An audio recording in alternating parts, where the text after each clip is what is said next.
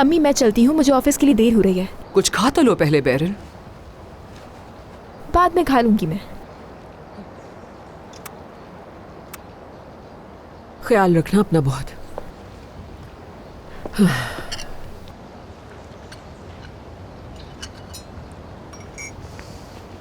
फातिमा, तुम ऐसा करो, अंदर जाके सबा के साथ नाश्ता शुरू करो, मैं भी बस आ रही हूँ।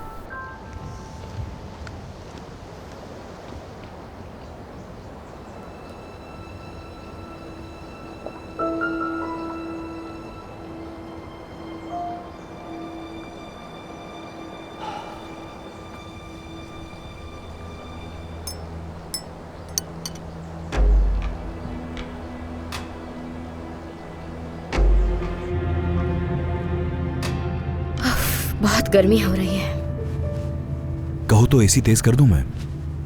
वैसे अगर शीशा नीचे कर लेंगे तो ताज़ा हवा आएगी, यही बेहतर होगा। ठीक है।